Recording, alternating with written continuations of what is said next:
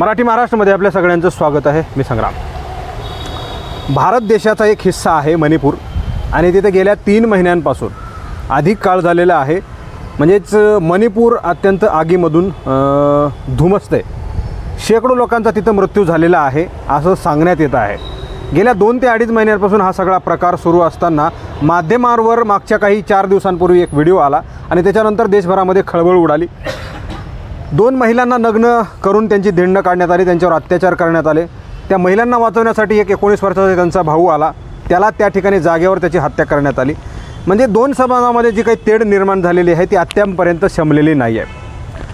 खरं तर या सगळ्या गोष्टींमध्ये केंद्र सरकार जबाबदार आहे असं आपण म्हणणं चुकीचं ठरणार नाही, कारण तिथले जे काही राज्यपाल आहेत, त्या महिला राज्यपाल आहेत, त्यांनी सांगितलेलं आहे की वेळोवेळी आम्ही या घटनेची खबर जी आहे ते केंद्राकडे जे काही गृहमंत्री असतील, पंतप्रधान असतील यांना दिलेली आहे आणि या सगळ्या गोष्टी ज्या आहेत त्या केंद्राला माहीत होत्या असं आता आपल्याला म्हणावं लागणार आहे। सगळ्या गोष्टी माहीत असताना ह्या जे काही मणिपूरमध्ये घटना होतात त्या उघड्या डोळ्याने पाहणारे पंतप्रधान आहेत। सभागृहामध्ये एक दिवस येतात आणि त्याच्यानंतर माझ्या मनामध्ये अत्यंत आग लागलेली आहे आणि माझं हृदय रडतंय अशा प्रकारचं स्टेटमेंट दिल्यानंतर पुन्हा त्यांनी एक शब्दसुद्धा त्याच्यावर काढलेला नाही आहे। काँग्रेस आणि इतर जे काही विरोधी बाकावरचे लोक आहेत त्यांनी सभागृहामध्ये अत्यंत गोंधळ केलेला आहे। या सगळ्या परिस्थितीवर बोलण्यासाठी आपल्यासोबत दादासाहेब मुंडे आहेत, काँग्रेस नेते। विचारणार आहे काय त्यांच्या भावना आहेत, कसं मणिपूर जळते आणि देशामध्ये राज्यामध्ये काय अराजकता माजली आहे का विचारणार आहे। तुमचं मराठी महाराष्ट्रामध्ये स्वागत आहे। मणिपूर गेल्या 2-2.5 महिन्यांपासून जळते, धुमसते, शेकडो लोक तिथे मिलेत। अत्यंत निंदनीय घटना। या घटनेची बाहेर देशाने जी काय आहे दखल घेतली, तिथंसुद्धा याचे पडसाद उमटलेले आहेत। काय आहे मणिपूर आणि खरं तर राज्यकर्ते कसे आहेत भारतातले, राज्यातले? मुळात असं आहे की मणिपूर हे भारताचं एक अविभाज्य अंग आहे, मोठा प्रदेश आहे आणि विशेष ही बाब आहे की मणिपूर हे नैसर्गिकदृष्ट्या अत्यंत संपन्न असा प्रदेश आहे। या प्रदेशामध्ये भारताच्या स्वातंत्र्यापासून आपण पाहतोय की अनेक वेळा हिंसेसारखे प्रकार होत आहेत। मणिपूरमध्ये अनेक नक्षलवादी, आतंकवादी अशा संघटनेला खतपाणी घालण्याचा एक विचार सातत्यानं गेली अनेक वर्ष आपण पाहतो आहोत। म्हणजे याचा अर्थ असा आहे की मणिपूर हे कधीच देशाच्या स्वातंत्र्यानंतर शांत असलेलं राज्य नाही आहे, ही वस्तुस्थिती आहे। मात्र गेल्या 9 वर्षामध्ये मणिपूरमध्ये एक वेगळ्या स्वरूपाचं आंदोलन सुरू झालेलं आहे। आता आपण ज्या घटनेवर बोलतोय ती घटना साधारण घडली त्याला झाले 8-10 दिवस, 15 दिवस झाले, परंतु प्रत्यक्षात 80 दिवस झाले की मणिपूर हे राज्य अस्थिर आणि अस्वस्थ आहे। कुकी नावाचा जो समूह आहे, चांदचापूर नावाचा जिल्हा पलीकडच्या टोकावर आहे, तिथे कुकी नावाचा समूह आहे। त्या समूहामध्ये आणि अन्य एका समूहामध्ये वर्चस्ववादाची ही लढाई आहे आणि या लढाईला खतपाणी स्थानिक सरकार आणि स्थानिक प्रशासन घालत आहे असा आमचा आरोप आहे। कारण एकंदरीत जर पाहिलं की त्या राज्याचे जे मुख्यमंत्री आहेत ते नुसते मुख्यमंत्री नाहीत तर ते गृहमंत्रीसुद्धा आहेत आणि मुख्यमंत्री आणि गृहमंत्री असतानासुद्धा जर त्यांना एखाद्या घटनेची माहिती 62-63 घंट्यानंतर भेटत असेल तर याचा अर्थ काय समजायचा आपण? आणि म्हणून मणिपूरच्या घटनेला जाणीवपूर्वक केंद्र सरकार हवा देतं आहे। कदाचित ते प्रयोगशाळा म्हणून मणिपूरकडे पाहतायत असं माझं स्वतःचं मत झालेलं आहे की मणिपूरमध्ये 2 समूहामध्ये भांडणं लावायची आणि ती बघायची की कधीपर्यंत ताणली जात आहेत, किती माणसं मेली जात आहेत। कारण केंद्र सरकार वेगवेगळ्या राज्याकडे काही प्रयोगशाळा म्हणून पाहत आहे। तुम्ही पाहिलं असेल की शेतकऱ्यांच्या विरोधातले जे 3 कायदे आले होते आणि तिथंसुद्धा अनेक दिवस ते आंदोलन चाललं, तिथं 200-300 माणसं मेली आणि 300 माणसं मेल्यावर केंद्र सरकारच्या लक्षात आलं की हे कायदे चुकीचे आहेत, आम्ही ते मागे घेतो। म्हणजे शेतकऱ्यावर अन्याय करण्याचा एक प्रयोगशाळा म्हणून त्यांनी तो प्रयोग करून पाहिला। आता मणिपूरमध्ये जाती वर्चस्वाचा आणि त्याच्यातून निर्माण होणाऱ्या प्रश्नाकडे ते प्रयोगशाळा म्हणून पाहत आहेत। मणिपूरची घटना अत्यंत घाणेरडी घटना आहे, ज्या घटनेनं संबंध देशाची मान जगासमोर शर्मेनं खाली गेलेली आहे।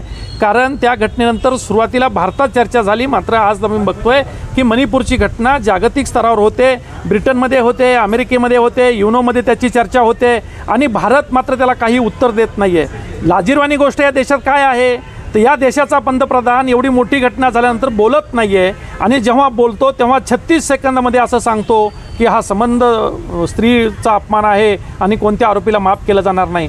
विरोधी पक्षातल्या लोकांनी असं बोलणं आम्ही समजू शकतो, पण पंतप्रधान असं म्हणतो की आरोपींना माफ केलं जाणार नाही. अहो, आत्तापर्यंत त्या आरोपींना अटक करून त्या आरोपीवर कायदेशीर कारवाई करून फास्ट ट्रॅकवर ती केस चालून एखाद्या आरोपीला शिक्षा केली जाऊ शकते, इतकं घाणेरडं ते प्रकरण आहे. मात्र मणिपूरची घटना या देशातल्या केंद्र सरकारला आणि तिथल्या राज्य सरकारला गंभीरपणे घ्यायची नाही आहे.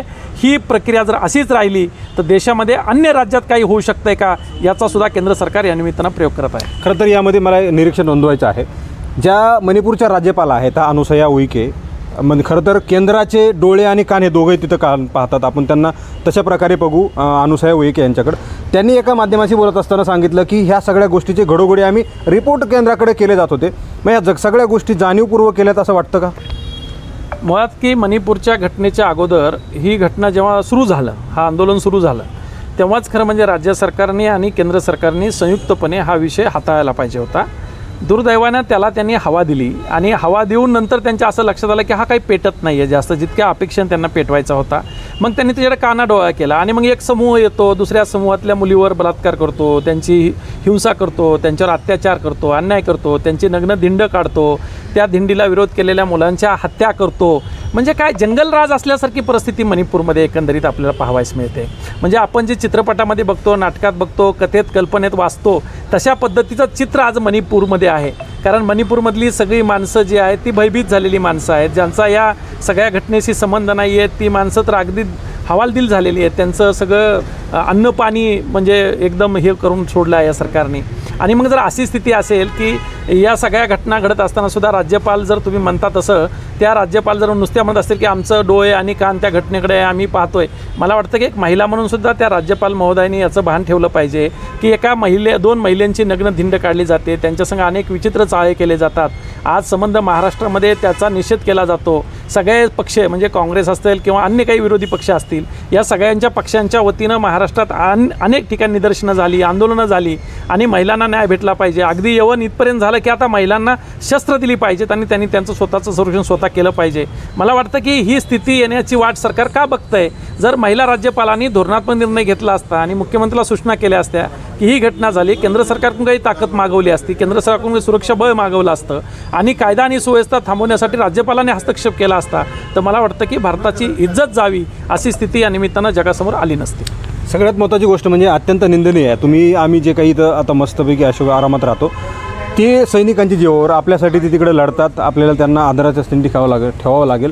त्यांच्या कुटुंबियांचा सुद्धा आपण आदर केला पाहिजे. मात्र ज्या महिलेला नग्न करण्यात आलं ती महिला एका सैनिकाची पत्नी होती. कसं पाहताय? खरं म्हणजे आजच 26 जुलै आहे. आज कारगिल विजय दिवस आहे. 25 वर्षापूर्वी देशामध्ये कारगिलच्या युद्धाचे भयानक परिणाम आम्ही भोगलेले आहेत. कारगिलमध्ये महाराष्ट्रातला जो पहिला सैनिक शहीद झाला तो बीड जिल्ह्यातला झाला होता आणि त्यानंतर आम्ही बघितलं की त्या युद्धाची काय दाहकता आहे. त्या कारगिल युद्धामध्ये जो विजय मिळाला, त्याचा विजयोत्सव संबंध देशानं साजरा केला. त्या विजयामध्ये प्रचंड योगदान असणाऱ्या सैनिकाला या देशामध्ये मानाची, सन्मानाची, आत्मस्वाभिमानाची वागणूक मिळायला पाहिजे. दुर्दैवानं अशा सैनिकाच्या पत्नीसंदर्भात असं जर घडत असेल तर आमची मान शरमेनं खाली जाते की आम्ही सैनिकांच्या पत्नीचं जर इथं संरक्षण करू शकत नसू तर त्या सैनिकाच्या भरोश्यावर आम्ही ज्या पद्धतीने शांत झोप घेतो, मला वाटतं की ही लाजिरवाणी गोष्ट आहे की एका सैनिकाच्या पत्नीच्या संदर्भात असं घडतं आहे.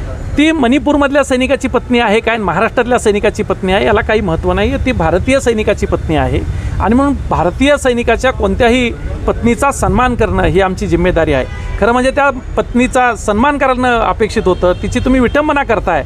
मला वाटतं की ही गोष्ट अत्यंत घृणास्पद आहे. आपण सगळे मिळून या गोष्टीचा निषेध केला पाहिजे आणि अशा पद्धतीची वागणूक किमान सैनिकांच्या पत्नींना, मला असं म्हणायचं की सैनिकाची पत्नी म्हणून तिच्याकडे स्त्री म्हणून बघितलं पाहिजे आम्ही.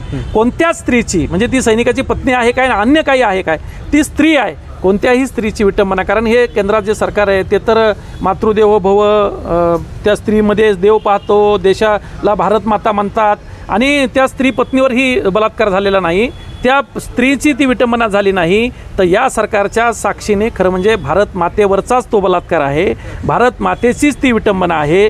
भारत मातेचीच नग्न धिंड ही काढली गेलेली आहे आणि भारत मातेची नग्न धिंड मणिपूरच्या प्रकरणाच्या रूपाने जर आम्ही बघत असू आणि तरीसुद्धा या देशाचा पंतप्रधान आणि मणिपूरचा मुख्यमंत्री बिनलाजाप्रमाणे या गोष्टीवर काही बोलत नसतील, लोकसभेत आणि राज्यसभेत या संदर्भात जर विरोधी पक्षाचे लोक बोलत असतील आणि त्यांना निलंबन करण्याचं काम जर हे करत असतील तर या गोष्टीचा निषेध केला पाहिजे. आपण बघतोय की 3 दिवस झाले एक खासदार महात्मा गांधीच्या पुतळ्याजवळ या घटनेचा निषेध म्हणून बसलेले आहेत. तुम्ही त्यांना निलंबित करता. सरकार जेव्हा अविश्वासाचा प्रस्ताव सभागृहात आणतं तेव्हा तुम्ही त्याला सांगता की हे राजकारण आहे. या देशात कोणत्या गोष्टीवर राजकारण करायचं आणि कोणत्या गोष्टीवर करायचं नाही याचं भान विरोधी पक्षांना आहे. जेव्हा जेव्हा नैसर्गिक आपत्ती येते, महारोग आला, एवढी मोठी बिमारी कोरोना आली, विरोधी पक्षांनी मदत केली सरकारला. मात्र सरकार या गोष्टीचं राजकारण करतंय आणि प्रत्येक गोष्टीला हे विरोधक राजकारण करतात असं सांगतंय. मला वाटतं या गोष्टीचा निषेध झाला पाहिजे आणि भारत मातेची विटंबना करणाऱ्या मोदी सरकारला आणि मणिपूरमधल्या सरकारला खरं म्हणजे नैतिक अधिकार सत्ता करण्याचा नाही अशी स्थिती येते आहे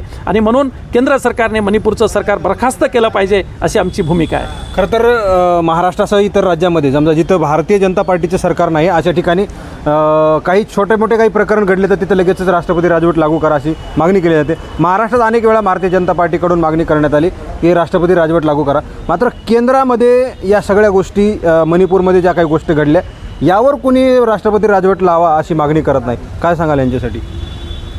खरं म्हणजे महाराष्ट्रामधलं राजकारण तर प्रचंड विचित्र आहे. मला एक छोटा मुलगा सांगत होता की महाराष्ट्रामध्ये जी सत्ता आहे त्या सत्तेच्या एका बाजूला त्यांनी राष्ट्रवादीचं चित्र काढलं होतं आणि तो सांगत होता की सर हे राष्ट्रवादीचं चित्र जे आहे तो पक्ष आहे, या पक्षाचा या सरकारमध्ये उपमुख्यमंत्री आहे आणि याच पक्षाचा विधानसभेत विरोधी पक्षनेता आहे. दुसऱ्या बाजूला त्यांनी शिवसेनेचं चित्र काढलं होतं आणि तो सांगत होता की ही शिवसेना आहे, या शिवसेनेचा सरकारमध्ये मुख्यमंत्री आहे आणि याच शिवसेनेचा विधान परिषदेत विरोधी पक्षनेता आहे. असं असताना आता या राज्यामध्ये सरकार कुणाचं आहे असा जर कुणी कुणाला प्रश्न विचारला तर लोक म्हणतात सरकार भाजपचं आहे. या सगळ्या पार्श्वभूमीवर या राज्यात विरोधी पक्ष नेता कोण आहे असा त्याला प्रश्न पडला होता. म्हणजे जर 10 वर्षाच्या मुलाला असा प्रश्न पडत असेल की सरकारमध्ये कोण आहे आणि विरोधी पक्षात कोण आहे हे जर कळत नसेल तर ही सगळी सत्तेची वाटमारी आहे. सगळ्या सत्तेच्या वाटमारीमध्ये आपल्या पदरात काय पडतं आहे याचा सगळेजण विचार करतायत आणि हा विचार करूनच मला वाटतं की सगळेजण तिथं जे गेलेत आता सगळं सर्वसमावेश सरकार आहे, मला वाटतं की पुलोतपेक्षाही भयंकर हा प्रयोग आहे आत्ताच्या सरकारचा. खरं म्हणजे त्यांनी आता जर काही दिवसांनी देवेंद्र फडणवीस साहेबांनी जर त्यातून राजीनामा दिला आणि काही अन्य सरकारमध्ये नसलेले पक्ष जर तिथं सत्तेत सहभागी झाले तर काय लोकांना आश्चर्य वाटण्याचं कारण नाही आहे. म्हणजे असं सुद्धा सरकार होऊ शकतं राज्यामध्ये की देवेंद्र फडणवीस नसतील, ज्या पक्षाचे लोक नाहीत त्यांनी तिथं जातील आणि सरकार बनवतील आणि मग पुन्हा प्रश्न पडतो लोकांना हे पुन्हा सरकार आहे. याचा अर्थ हे सगळं घटनाबाह्य आहे, घटनाविरोधी आहे. संविधानाच्या जे जे कलमं या संदर्भातले आहेत त्या सगळ्या कलमांच्या विरोधातले हे सरकार आहे. खरं म्हणजे ह्या सरकारला सुद्धा हे केलं बरखास्त केलं पाहिजे आणि इथे सुद्धा राष्ट्रपती राजवट लागली पाहिजे अशी स्थिती आहे. मात्र आता लोकसभेबरोबर विधानसभेच्या निवडणुका सरकारला कदाचित घ्यायच्या असाव्यात आणि म्हणूनच ते स्थानिक स्वराज्य संस्थेचा निकाल वारंवार पुढे करत आहेत. आणि जर तसं का असेल तर शेवटच्या 2-3 महिन्यात या डिसेंबरच्या अखेरीस 2-3 महिन्यात कदाचित शिंदेवरची कारवाई पूर्ण केली जाईल, त्यांना डिबार केलं जाईल आणि मग राष्ट्रपती राजवट येईल आणि राष्ट्रपती राजवट आणून लोकसभा आणि विधानसभा एकत्र घेता येऊ शकतात का त्याचीसुद्धा चाचपणी महाराष्ट्रामध्ये केली जात आहे. आत्ता आपण बघतो की महाराष्ट्रातल्या सगळ्या जिल्हाधिकाऱ्यांना सरकारचे निरोप आलेले आहेत की कुठल्याही क्षणी निवडणुकीची तयारी होऊ शकते, तुम्ही त्या तयारीत राहा. म्हणजे आज आम्हाला असं सांगण्यात आलेलं की पेट्या सीलबंद केल्यात, तुमच्या वेगवेगळ्या पक्षांनी येऊन त्याच्यावर सह्या कराव्यात. म्हणजे याचा अर्थ सरकार पूर्ण तयारीमध्ये आहे. परंतु हे सरकार जे आहे ते सरकार कोणत्या पक्षाचं आहे, कोणत्या गटाचं आहे, कोणत्या विचाराचं आहे हा सगळ्यात मोठा प्रश्न आहे. की सरकारमधल्या मंत्र्यांची विचारधारा कोणती आहे तर कुणी सांगू शकत नाही कोणत्या विचाराचं आहे. सर्वसमावेशक सरकार आहे असं त्यांचं उत्तर असू शकतं. मात्र हे महाराष्ट्राच्या वैचारिक परंपरेच्या विरोधातलं सरकार आहे असं आमचं मत आहे. शेवटचा प्रश्न आहे, जे मणिपूरमध्ये जी घटना झाली याबद्दल कुठल्या मुख्यमंत्र्यांनी किंवा पंतप्रधानांनी राजीनामा दिला पाहिजे? मणिपूरच्या घटनेची नैतिक जबाबदारी स्वीकारून ती घटना होऊ नये याच्यासाठी प्रयत्न करणं मणिपूरच्या मुख्यमंत्र्याचं आणि गृहमंत्र्याचं काम होतं. मणिपूरची कायदा आणि सुव्यवस्था राखण्याची सगळी जबाबदारी ही मणिपूरच्या मुख्यमंत्र्याची आहे.